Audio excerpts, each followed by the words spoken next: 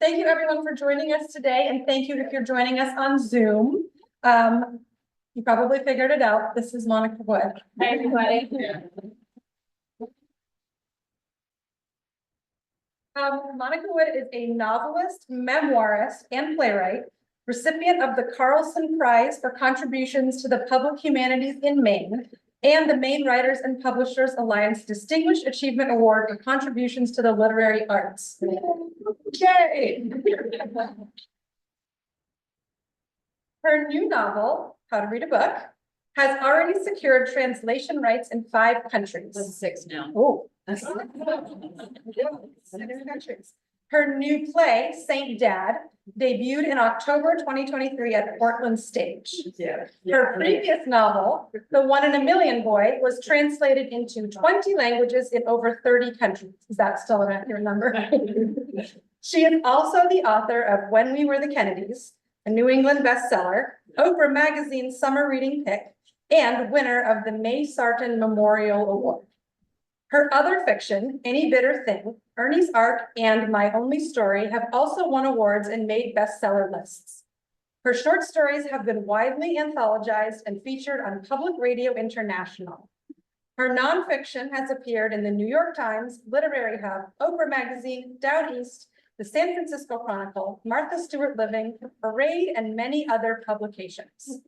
Her play, Papermaker, which broke attendance records for its debut at Portland Stage, has enjoyed many subsequent productions, and The Half-Light, which also broke attendance records, had its second production in October 2023 at Theater 40 in Beverly Hills. She lives in Portland, Maine. If you would like to purchase any of her books, Terry is over here from Mockingbird, just down the street, Mockingbird Bookshop, and you can purchase books with her. If you have feedback from this program or any of our other library programs, we are right in the middle of a community survey, and we would love to hear from you. There's paper copies at the front desk. We also have it online. And thank you again for being here, and I will turn it over to Monica.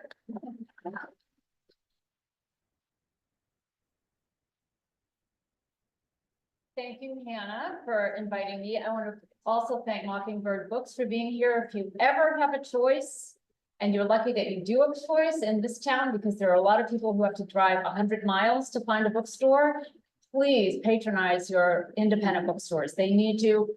We need you in our communities. And there's a line in here spoken by Harriet, who is buying a book in an independent bookstore. And the clerk, clueless clerk, who is selling her the book, says she can't get them for 2 weeks. And she says, you know, if you go to Amazon, you can get it in 2 days. And Harriet announces to the entire store, Amazon is the devil. The Nazis work with more subtlety. So that's just a little nudge to you, your independent bookstores. So I'm Monica Wood. Thank you so much for coming out. I really appreciate your company today. I wasn't sure anybody would show up at 3 o'clock in the afternoon on a gorgeous day in Maine. And for those of you watching on Zoom, hello as well. I have to say, when I have a room full of lovely people like this, I was just reminiscing about this with my friend Paul Warren, who has also been doing this for a long time. Reminiscing is the wrong word. Looking back in horror is a better word about how it used to be, you know, when nobody knew who we were, and you know, our books hadn't really gained purchase in the world out there. How you just kind of hoped somebody would show up to these readings. And I was remembering some of the worst ones. There's 2 that stand out. One was in Beverly Hills, it was in Santa Rosa, California. And it was one of those nights where I'm like, okay, I'm not really known in this area. It's a book that hasn't been out that long. And I stopped, we went to this bookstore, I was with my husband, and I go in, and it just had this, it was in a little strip mall. And I just had this feeling, it had that mausoleum feeling. The second you walk in, you think this is not gonna go well. So there were, I think, maybe 5 or 6 people who came, and 2 of the people had their little Yorkies with them in a little carrying case. And this was also a Friday night, which is not a great night for a reading. And the Yorkies were all dressed up for a night out. And there's two seats right down in the front, if you don't mind taking the front. There's also some over on the side if you too much. Oh, and there's 2 over here too. And then they just in the back. They're not here yet, we can't keep it. Soon as you lose, right? So they had these two little Yorkies who were all dressed up. One of them had a tartan like kilt thing on, and the other one was wearing a Hawaiian shirt. They were not only Yorkies, they were toy Yorkies, so that they were about like, had like the size and intelligence of a glass of milk. And the worst part of this whole thing is they took the Yorkies out of their cages, they each got their own seat, and they thought I was riveting. Their buggy eyes are just looking at me the whole time saying, well, at least two souls came to see them. And the other one was in Denver. This one I will never forget. It's burned into my brain. It was, I forget which book it was for, but it was at a bookstore. They had a big auditorium in their basement, and they had a lot of like big events there. And Bill Clinton was there the night before I was there. And they never changed the configuration of the room. So there were like 400 chairs set up. And the only people who came were my dear nephew and his wedding party. He was getting married the next day. Thank God it was a large wedding. A guy who came in for the wine, and my husband's old girlfriend. The times have changed a little bit, and I'm grateful. That's just a long way of saying thank you for showing up. The new book is called How to Read a Book. It's my favorite cover that I've ever had of all my books. I hate most of them, but some of them I like. This one I really love because it is catnip to people who love books, isn't it? I mean, you just wanna eat it. It's so pretty. So I was very lucky that way. So I'm happy about that. And it's about it. You follow three characters through the book. One is Violet Powell, who is a 22-year-old woman who is just finishing up a 2-year prison sentence for a vehicular manslaughter crime. She was drunk driving and killed a kindergarten teacher. So she's just getting out of her sentence. And then there is Harriet Larson, who is a retired English teacher who runs as a volunteer, the prison book club. And that's how she knows Violet. And then the third character that you encounter is Frank Daigle, who is a retired machinist. And he is the widower of the person that Violet killed in the accident. And the three of them encounter each other soon after Violet's release I was going to say Longfellow books. It's based on Longfellow books. I call it Wadsworth books in the book. And I made it a little bit bigger, and I put the couch back in that they took out, and I kind of never forgave them for it. So there, this big leather couch there that isn't there anymore, but I put it back in. Anyway, they see each other, they encounter each other in the bookstore one day soon after Violet gets out. And that encounter is what then fuels the ensuing plot. Their lives begin to entwine in, I think, very interesting ways. So that's a quick summary of the book. Hi there, come on in. There's some, well, actually there aren't any chairs. One back here, there's One here. Hi.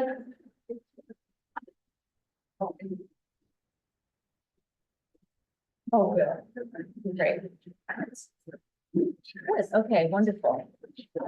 So what I'm going to do, just to introduce you to my writing, if you're not familiar with it, and to the book if you haven't read it. And if you have read it, welcome back to chapter 1. But you know, people tell me all the time, oh, I read your book really fast, you know, I really, and I think, oh, it took me so long to write it. So now even if you've read it, I'll force you to slow down. You're gonna have to listen to every word. It's actually not every word because I've done a condensed version of it. So if you do end up reading it after this, you have to start with chapter 1 because I left a couple things out. Okay. So chapter 1, Violet, and it's about a 15-minute reading, just so you know. The visitor's room is, oh, and also I have to say, there's some colorful language in here, so I hope it's not offensive to anybody, but the first chapter takes place in a prison, so what can you say? Chapter 1, Violet. The visitor's room is exactly the functional, state-designed space you would expect. A bland, boring rectangle, solid wall at each end, and a bank of windows along both sides. One bank of windows opens to the outs, a skeleton of barbed wire where goldfinches sometimes light. And beyond that, a bumpy, sloping field, tufts of this and thickets of that, whose colors change all year long. On this day I'm thinking of, I am 22 years old, on short time that still feels long, and the field is snow-covered, bluish, with dead stalks sticking out here and there like cries for help. The walls are naked except for a poster that shows you what to do in case of choking.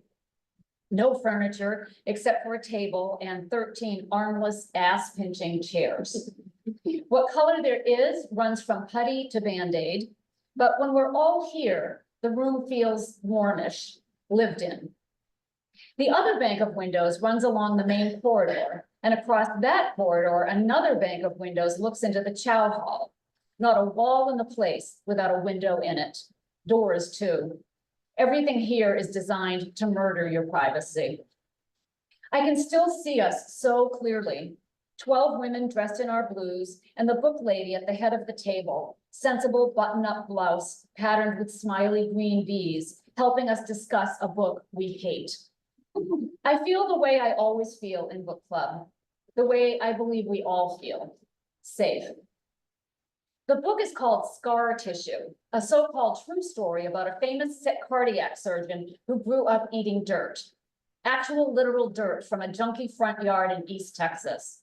Dirt sprinkled on her Cheerios, punishment for reading the newspaper. Donna Lynn goes first, as usual. She swipes her stringy hair behind her ears. What do we care about a rich lady doctor whose biggest tragedy is winter in New York City? It's snow, lady, Renee says. Get over yourself. Like most of us, Renee and Donna Lynn grew up in Maine and take great exception to a famous cardiac surgeon's whining about 2 inches of slush as she pushes a double stroller across 5th fucking Avenue. Kitten says, nobody eats dirt for 16 years and gets to be a famous cardiac surgeon. Then Shayna, nobody eats dirt for 16 years and gets adorable twins with matching dimples. Then Jacinta, I wouldn't walk across the street to spit on her. And Marielle, no way her low-life parents were secretly educated and talented. And Jenny Big, you can't hide talent. Automatically, we look at Donna Lynn. At my first town meeting, she belted all the comic songs from her high school's long ago production of Guys and Dolls, and even the COs broke up laughing. Dorothy, who has 6 kids in bladder prolapse, literally peed her pants. I was new and scared, and the show made me laugh so hard I suddenly believed I could stand the next 28 months without dying of despair. It was also sad, though, because Donna Lynn, whose nickname is Showtime, has a Broadway voice that should have given her a different life. A choice here, a choice there. She could be posing in a ball gown with her Tony Award instead of hamming it up at town meeting in her blues. I understand your point, the book lady says. She always understands our point because she's a retired English teacher who enjoys lively discussion. Plus, she likes us. However, she adds, which she always does, in order for reading to become an exercise in empathy, it helps to think of all the characters in all the books as fellow creatures. Even the ones we don't understand, says Gritty, who's got the pointy face and eye circles of a tame raccoon. Jenny Big adds on cue, even the ones we don't like. Desiree finishes up, even the ones we hate with the fiery shitballs of hell. The book lady, who is older lady, pretty with a sweet peachy face and soft jowls, opens her hands. There you go, it's not that hard. In the year and a half since we've been coming to book club, the book lady has tried out all kinds of authors, from Virginia Woolf to Zadie Smith, and we've complained about them all. We love complaining. It's weirdly empowering. The book lady hasn't figured that out yet. Not that we don't have preferences. Our favorite stretch started last fall when we asked for the classics most of us had read in high school and remembered from before. To Kill a Mockingbird, Of Mice and Men, The Great Gatsby. Those books felt like family. Those books took us through the worst of winter, a heartless one, too much snow, too many days without yard time. Ethan Frome was the last of the batch, and this time around, I read it with different eyes. Beautiful Maddie turns into a querulous hag after a sledding accident with Ethan. It's basically about how life sucks and nobody who deserves love ever gets it. The author should have called it Ethan Frome, God Hates Your Guts, Donna Lenn said at the time. So the book lady, of course, asked us what we thought about God, a question that lasted us through the remainder of that session. Every Friday, 2 hours, books, books, books. We get to keep them after we're done, and that's no small thing, a stack of triumphs under the bed. Today, we're at the end of that dismal winter, discussing a flashback to where the famous cardiac surgeon first meets her gorgeous financial manager husband in the elevator of their apartment building. We already know this guy, whose obnoxiousness through 27 chapters goes right over the author's head, but she's circling back to their first meeting to show us that life has a shape, but you don't see that shape until later. Good point, I'll give her that. Then Shayna pipes up out of the blue that one time her boyfriend threw her clothes out the window of their second floor apartment because she wouldn't give him a blowjob before she left for work. This is book club, this out of the blueness, because reading books, even annoying books about lucky people who think they grew up tragically, gets us talking. My boyfriend did that, Desiree says. Third floor, my clothes plus my purse, plus my elephant figurines, everything smashed on the street. Jacinta goes next. Fourth floor, my clothes, my purse, my mom's jewelry. Me too, says Renee. Fifth floor, plus my cat. Oh. Renee is short and dark and pretty, and I really, really hate that her cat got tossed. But this happens a lot. A game called Who Got It Worst, and most of it's true. Then Amy, little Amy, who looks about 12, a shivering little field mouse. She says, my husband threw my baby. He threw my baby out the window. I didn't really care about the clothes. Usually by the time somebody gets sent up, even if the reason is of the sort that makes the news, it's months or more since the coverage, so we either don't remember or don't care. But when the reason is throwing a baby into the street, it sticks. So sometimes we know. Either way, we don't talk about our reasons. We talk about before, what we ate, where we lived, old TV shows, never about our reason, even if everybody knows what it is. They know mine. As for Amy, her reason was actually the husband's reason. He's the one who did the baby throwing. A jury of her so-called peers did not believe this.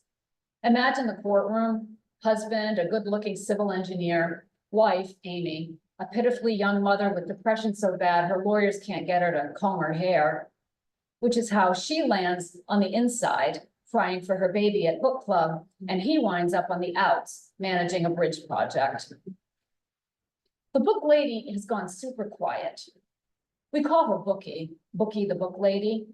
On her first day, she introduced herself as Harriet, first name only, of course, millions of rules, but within a month, we knew her last name, Larson, and the name of her street, Belmont, and the make of her car, Toyota Corolla Marine Blue.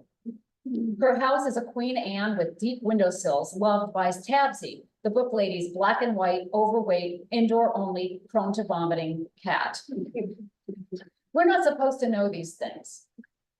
But the book lady, for all her methodical handouts and typed lesson plans, treats us like a bunch of girls just talking.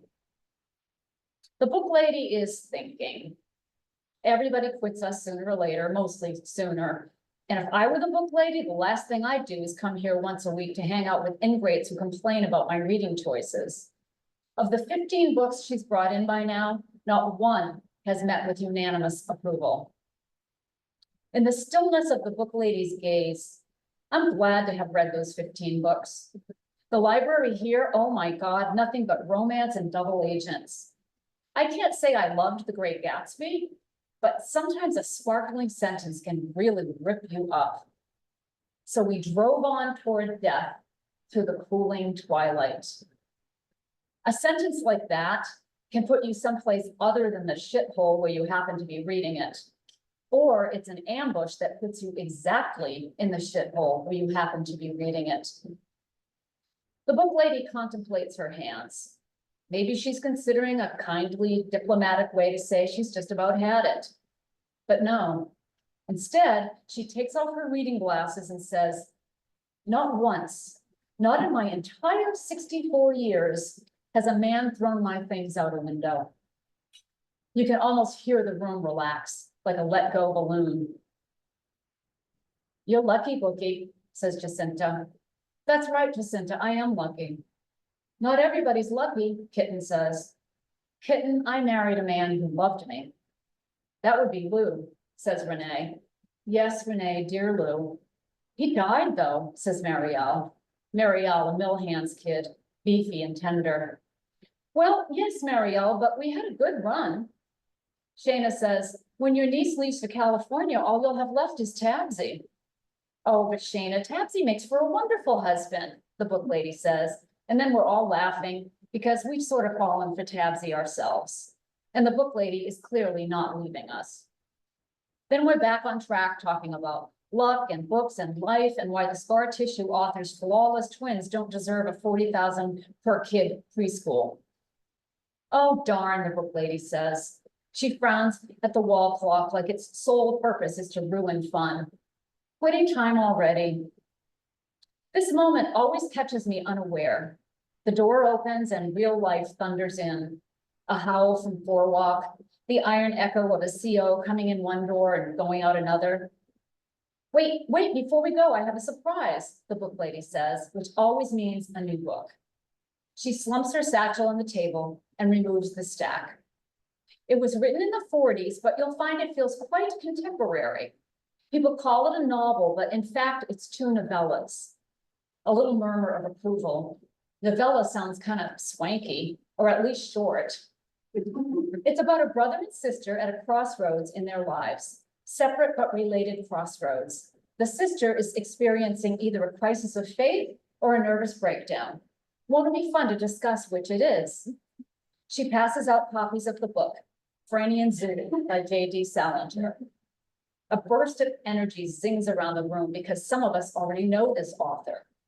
I pick up my copy and hold it. I like the weight of a book, any book, in my hand. This one's pretty, small and slim, plain white cover with stocky black letters. I read Catcher in the Rye in 8th grade, I tell the book lady. Catcher in the Rye is for innocence, the book lady says, as Roberts, the ugliest CO in the place, looms outside the door because God forbid we get 2 extra seconds of book club. This one's for people with some life behind them.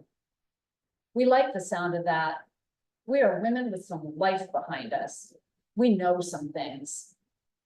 The feeling lasts until I get out to the corridor, and then there I am. I should say there we are.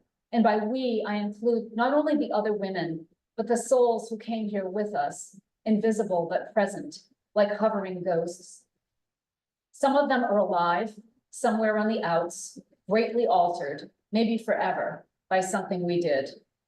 And some of them are dead, also because of something we did. On certain days, the quieter days when nobody gets written up or logged or dragged to the fishbowl, the days when the place feels not like a dementia unit on Mars, but like an animal shelter filled with calm dogs, I can almost see them, our reasons, small smoky thicknesses in the air, like guardian angels in a way, guarding our memory of them. They float among us, quiet and uncomplaining, and they refuse to disappear. Come dark in the quiet of your cot, you can taste them like ash after fire. We don't talk about this, but we know. We know this about each other. Our reasons meet us in the morning and whisper to us at night. Mine is an innocent, unsuspecting, eternally 61-year-old woman named Lorraine Daigle. She is part of me now, a sliver of bone knitted to one of my bones. At night, locked down, prayers said, I murmur, night Gritty, and Gritty whispers, night Violet. After that, in the blessed privacy of my own head, I think whisper, night Lorraine. Every night I think whisper this. At the age of 22, I do not yet know how many more days God will give me, but I know this. I will think whisper, Night Lorraine at the end of every single one. And so that is Violet.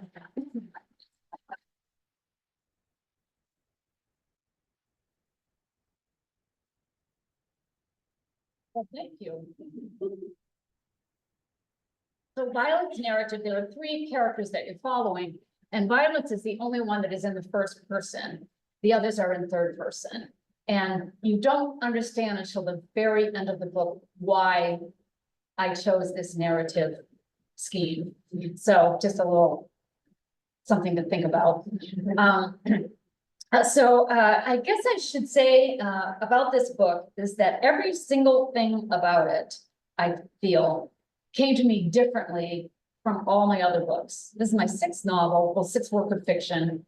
And they all kind of started more or less the same. I start with a character in some sort of predicament because the story doesn't start until somebody's in trouble.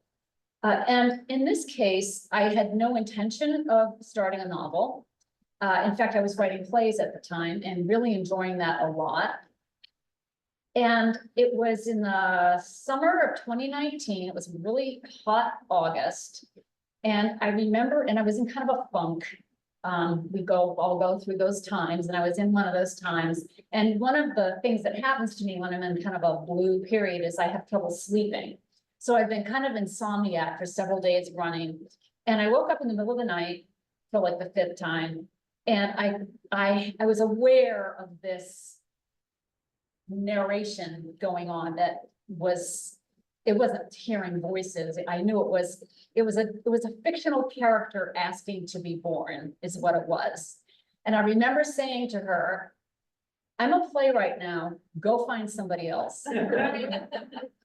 But she did not. The next night she woke me up again.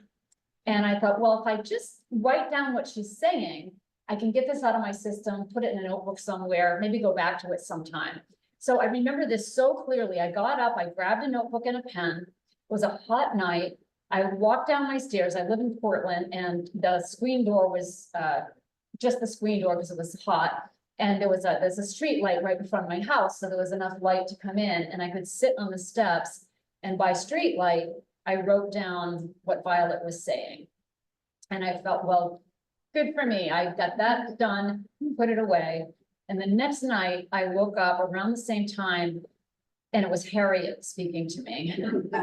Her name was Shirley at the time. I ended up changing her name. But I thought, all right, fine. And I marched downstairs, did the same thing, wrote what she was doing. I had no idea how they were connected, nothing at all. I put that away, and that was it. I sort of got it out of my system, put the notebook in a drawer. And about a month later, I realized I really am curious how they are connected and what might happen as a result of that connection. I was so curious, which is why you write a first draft. You want to know what happens, just the way a reader reads to them the first draft. They want to know what happens next. And that's the writer's experience as well. I don't outline anything. I just want to know what happens next. So I was curious enough to, and plus, COVID happened very shortly after that, and I had literally nothing else to do. So there were no plays going on, that's for sure. So that's when I sat down to work on this book. So I wrote it differently as well, because I thought, all right, I've got this kind of found time. I have nothing else to do except write this book. And I think my normal process is to write about maybe 50, 75 pages just to find out what the story's about. And then I throw it all away, literally. It's not even on my hard drive.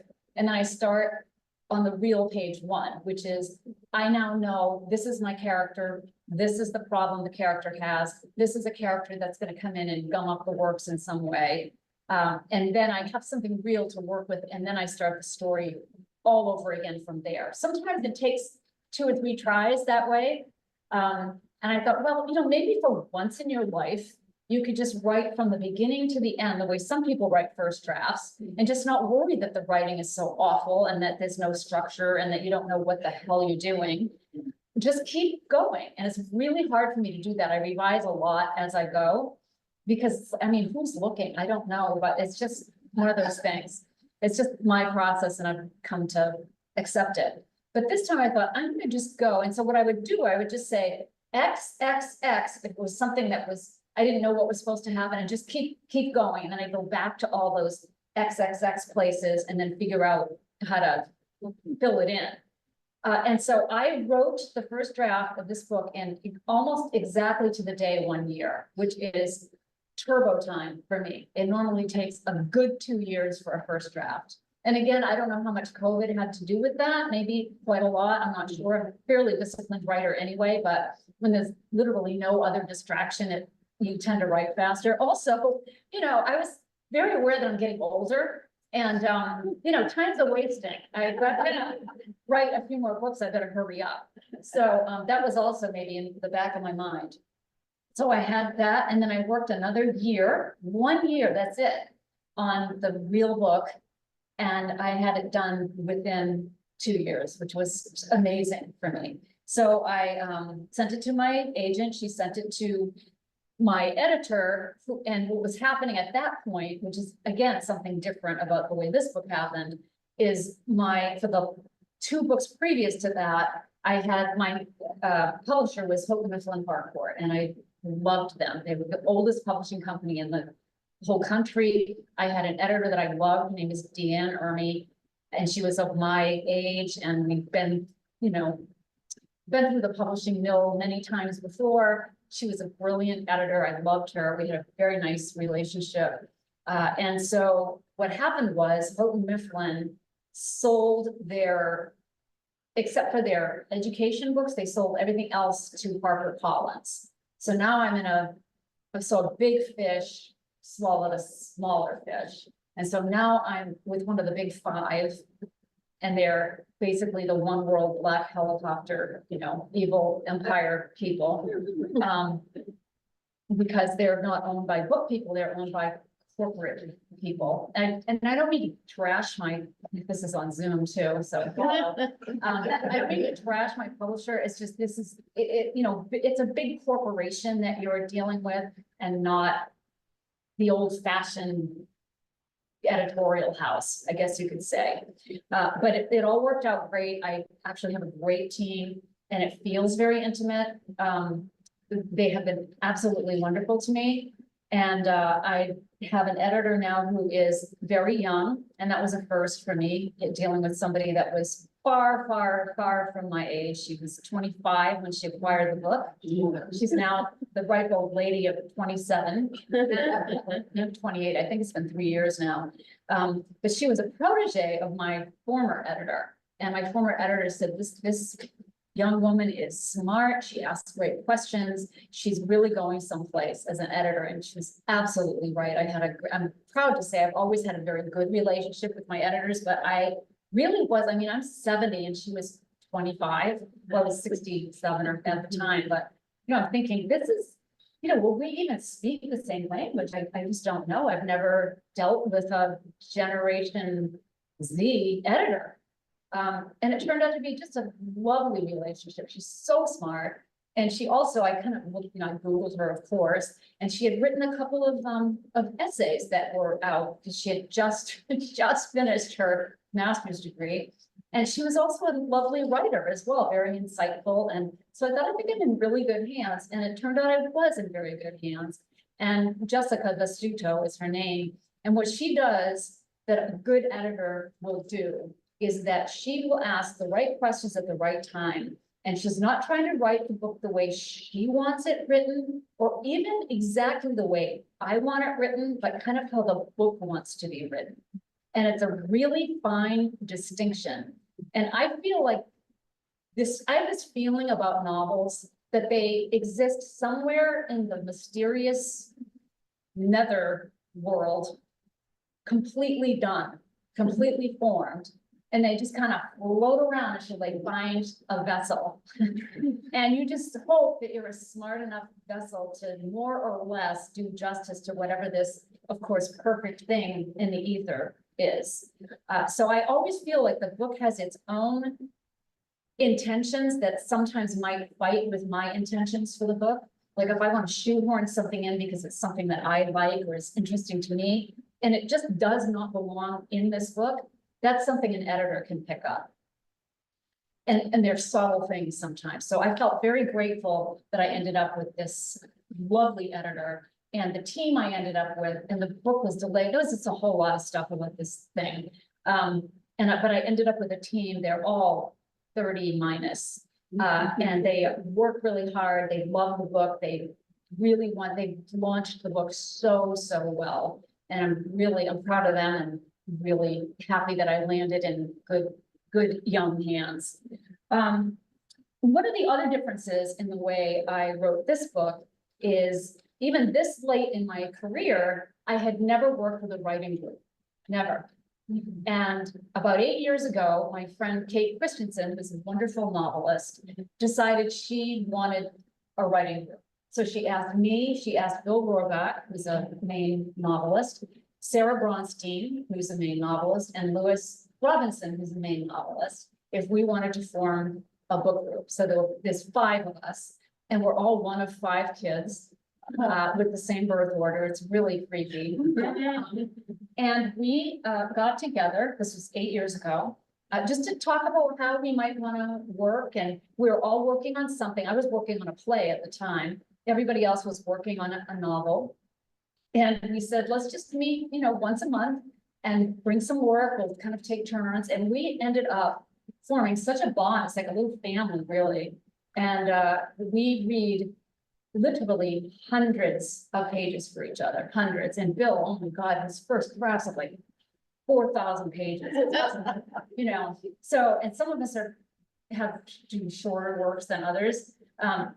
But we're very invested in each other. We have a kind of a proprietary feeling about the books that then have come from our book group. And I have to say, so I don't know if this is just, if this would have happened otherwise, but all 5 of us have books out this year, which is so interesting. So Kate's came out first. It's called Welcome Home, Stranger. And it's about a woman in raging menopause who has to fly back to Maine because her mother has died. And it's a really interesting story. And then the next one to come was Bad Animals by Sarah Bronstein. And that one is set in a library and the main character is a librarian. And then mine was Nest. And then coming in, I think a week, Bill Rohrbeck's new novel, it's quite short for him. It's called Beep. And the main character is a monkey named Beep. And it's a real delight. And then the next one, the last one coming out is from Lewis Robinson. You might know him from his first story collection called Officer Friendly and Other Stories. Well, he's had another novel since then, but this is his new one, and he hasn't published a novel in a little while, and it's called The Islanders. Fascinating book, and it's about a group of teenagers who are recruited by kind of masters of the universe type CEO, the people with 1%ers, the 1% of the 1%ers who recruit these kids to come to this island and get trained, and they don't exactly know why they're there, but there's been this kind of vague promise that they're going to get a great job or something out of it. And these are all kind of screw up kids in one way or another. It's a fascinating book. I absolutely loved it. So that's coming out in September. So those are books you can put on your list from my writing group. And I can vouch for all of them. And the last thing I'd like to say before I open it up for questions is anybody who follows my work has probably noticed that I really like giving characters real jobs. And part of that is because I call it research, but I mean, it's really talking to people who do different things and you ask them about their job and they love talking about what they do for work. And so, I've done, a Catholic priest character, a guidance counselor, a medical secretary, a flight attendant, all these different things. And for this one, sometimes characters just come with jobs, and Harriet came as a retired English teacher, and Frank came as a machinist. And I know I don't have, as Frank says of the people who work in the bookstore, I have the mechanical skills of an aardvark. So I'm not good with machines. I'm not good with measuring. My hand-eye coordination is adequate, I suppose. But all the things you need to be a good machinist, I do not have. And so I thought I have to somehow get inside that world so I can better understand Frank and also give myself the authority to create this character. So I find that with the research, I do 10 times more than I need just to give myself the permission to create this fictional character. So my father-in-law was a machinist, and my husband, who's right there, the cute one in the glasses. My husband was also a machinist with his dad back in the day. He now teaches at SMCC in the mechanical, architectural and mechanical engineering department, or something like that. Sorry, honey.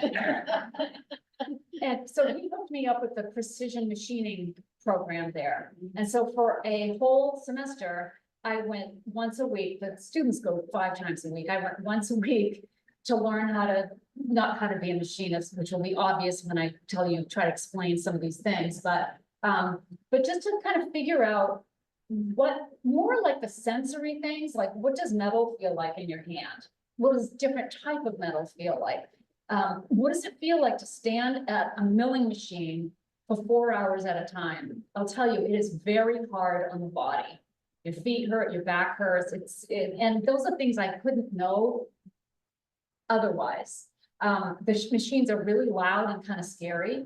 And some of the things they use are these really adorable measuring instruments. One is a micrometer, and I fell in love with my Starrett micrometer. And I learned how to use it, and I'm not a math person at all, and measuring but I learned that was my proudest moment, that I learned how to measure on this little thing, which I'm sure I couldn't do right now. So it was just really fun to get into that world a little bit and understand what it might feel like to be Frank Daigle.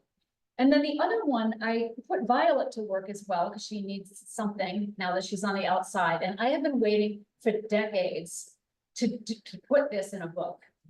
And so she gets a job in a research lab run by a behavioral research person. He's a Russian scientist who is studying avian cognition using African gray parrots as his study features. And this is an actual thing. It's an actual thing. In fact, I went to the Harvard University to visit Dr. Irene Pepperbird, which sounds made up, it isn't, to meet some of her birds. This is Griffin. He was the smart one. And I also met Athena, who looks exactly like Griffin, except she's like a little party girl who just wants to have fun. And Griffin is like the kid in the front of the class who's saying, pick me, I know the answer. So I got there. It was December of 2019. So if I'd waited even a month more, I probably never would have met these parrots.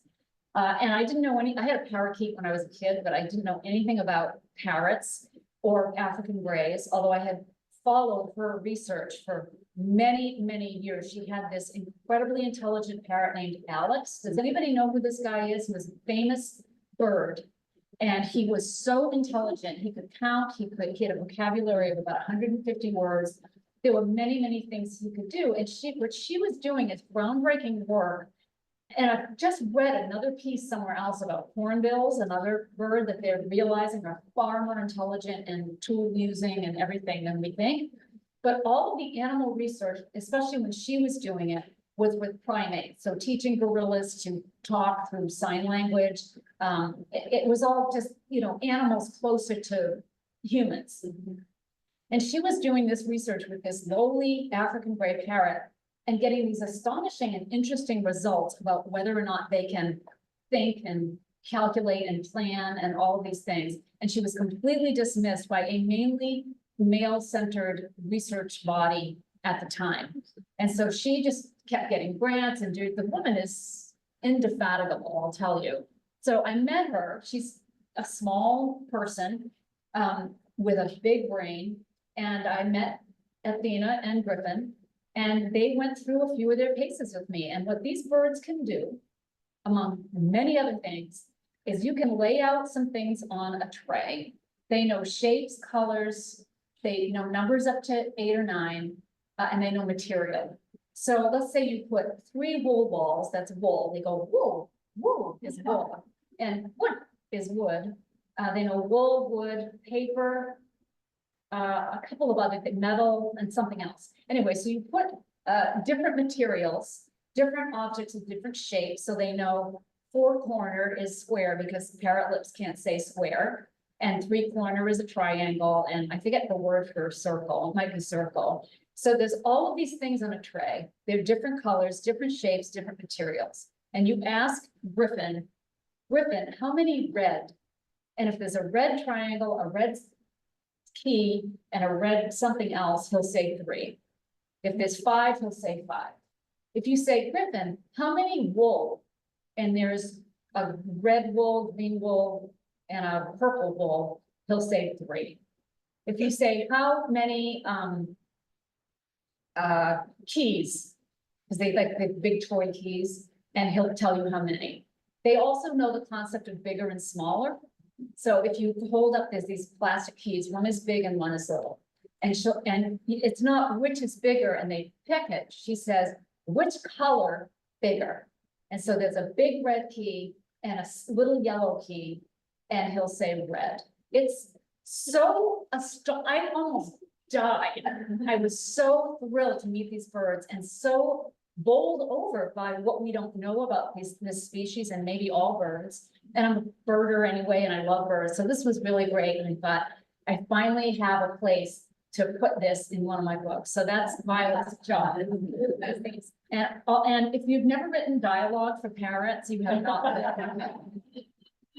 That was the most fun part of this entire book. So I just want to say a little bit about that.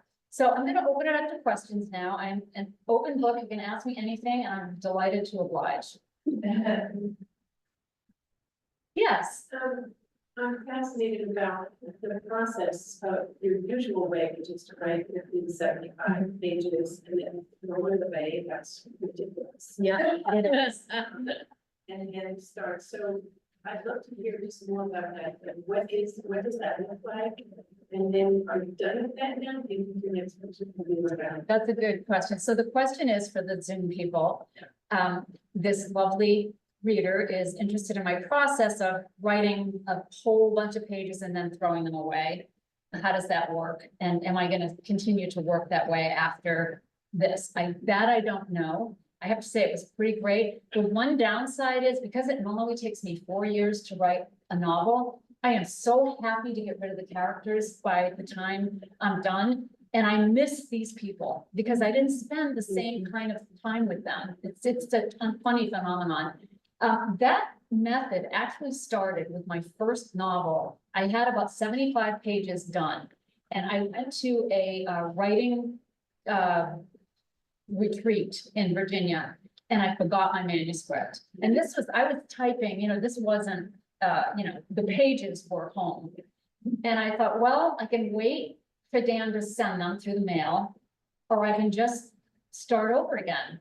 And it just worked so well. I felt so free of what I had already written. And the problem with writing along like that is when things are not going to fit because you didn't know on page 5 the many, many things you know on page 70 about what makes that character tick. So I have to say it does take some fortitude to truly start over, but I have found it's not a shortcut, God knows, but I have found that it's in a way a shortcut to getting to what you really are looking for in your characters, because you're not stuck with all that baggage. It's now gone, and you're free to, use what you remember, and what you remember will be the most important things. So yeah, it's not for the faint of heart. I don't recommend it really.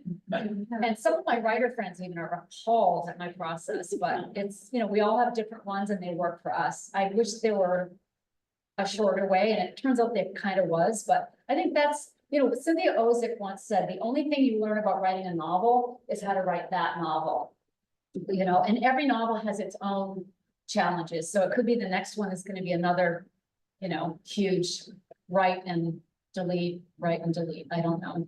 Wish me luck. Thank you. Anybody else? Yes. How did you research the prison part? how did I research the prison part? That wasn't really research, that was a experience I had in my life. So about 10 years ago, for about 3 years, I ran a series of classes, I guess you'd call them. It wasn't a book club exactly. It was a program that I called Meet the Authors. And so I had 12 women. It was at the Wyndham Correctional Center in the women's unit. And it was a very interesting collection of women, because if you have a sentence of 14 months or longer, that's where you go if you're a woman in Maine. So there were, you know, it was a huge continuum of people and education levels and all kinds of stuff. And they were uniformly wonderful. They were way more polite than the women I created for this book, and way less profane than the women I created for this book. But it was a wonderful experience. So I would have, we read whole books, no novels, but we read, believe it or not, popular science books, children's books, poetry, and personal essay. And these were all books by Maine women writers who happened to be friends of mine. And so after we finished the book, I would invite the author to come in, spend some time with the women, and then give them a assignment in that genre that we had just been reading about. And it was so much fun. It was 12 weeks, and then after 12 weeks, some of them were so invested in what they had been writing that we would, not all of them, but well, half of them would stay for like another 6 weeks or so they could finish up their projects. And it was really, you know, most of these, sometimes people think, well, why bring anything into a prison? It's about punishment, you know, they did sometimes horrendously bad things. But most of these people are getting out at some point. And why not have them come out with something instead of minus something? Prison is a horrible place to live. And, you know, we say it's rehabilitation, but that, you know, that's in theory only. It's very hard to truly do that. And if you come out with something you've written, or maybe just a little bit better sense of your worth, I think that is a benefit to society, honestly. And if you ever want to be feel completely appreciated, volunteer in a prison. They were the most gracious and grateful students I have ever taught. And they also had amazing insights into all the things that we were doing. The biggest compliment they ever gave me was at one point, they said, you know, we think you would do really well in prison. I really do. It was great. So I had it was a wonderful experience. And what I realized fairly early on was the best thing that I brought was just showing up when I said I would show up. That was the most important thing I did. It almost didn't matter if I was going to teach them macrame or, you know, whatever I was coming in for. Just showing up at 10 o'clock every Friday morning was all it took, really. That was the thing. Just show up. So it was a great experience. Thank you for the question. Related to that. Yes. What was it that brought you to deciding to do that? Oh, that's an interesting, yeah. Well, what brought me to deciding to do that? I was so naive, you know, I didn't know anything about that you had to get it for it because I needed money to buy the books. And so I live about half a mile from the Maine Humanities Council. So I just walked down Brighton Avenue, walked in there one day and said, could I have some money to do this program? And they were so nice to me. And they had just used one of my books for a program. So, you know, I had a little bit of an edge, but they said, well, you know, we have grants for that kind of thing, but they walked me through this grant. I had the money in a week. They were so gracious. And then for the other programs that I did, one was funded by the Community Foundation. And then what I had, and they hooked me up with some private, a lovely couple who bought the books multiple times. It was really great. So yeah, but how I came to it was, I think it might have been the Humanities Council doing this, but somebody was doing a kind of one-time book group in the same prison. And the book was Ernie's Arc, which is one of my earlier books. And so she emailed me and asked me if I would be willing to come in and chat with the women for one of the sessions. And I said, sure, I'd be glad to do that. And I remember going in and I remember coming home and saying to Dan, you know, I loved it in there. There was something I felt weirdly at home. I can't describe it, honestly. It was, I thought, I have got to get back here by hook or by crook. Not by crook. I want to get back there by crook, but by hook. And I did. And I'm dying to get back there again. And the only thing that's honestly stopping me is, after I did the last of the programs, my book life got a lot bigger with the publication of The 1 in a Million Boy. Yeah. And I don't have 12 Fridays anymore that I can commit. So I'm kind of waiting for a lull and to do it at least one more of these, maybe one a year or something, but because I really enjoyed it. Thanks for the question. Anyone else? We're almost at time. We have one on Zoom, if we don't. Sure. This person asked if she loved it so much, she's reading it for a second time. Oh, I love readers like that. And would like to know, do you think there's more to the story and would you bring these characters back in another novel? No, they're never coming back. The only time I ever resurrected characters was when I wrote my first play, Papermaker. And I used some characters from Ernie's Arc because I felt that I wasn't quite done with them. But as much as I would love to spend more time with these people, this is their story, and I feel like that's enough. But thank you. I'm glad it's a lovely question. Thank you. Yes. I just wanted to thank you for bringing me back home. I was in 500 miles away from Mexico, Maine. I read Kennedy. Oh, you were. Oh. Took me back to my hometown streets, Oh, where were you at the time? Southwest. Wow. But Oh, so for the Zoom people, this is somebody from my hometown of Mexico, Maine, who is thanking me for writing one of the Kennedys, my memoir about growing up there, because he was 500 miles away when he read it and it brought him home. That's lovely. your description, when you talk, I believe, describing the neighborhood, I knew it. Yeah. Right there. Well, you know, it's funny, a lot of people from home have told me, thank you for writing this book, because now I don't have to. That's nice. Thank you very much for that. Thank you. Well, thank you all so much for your company on this beautiful day. So I appreciate it a lot.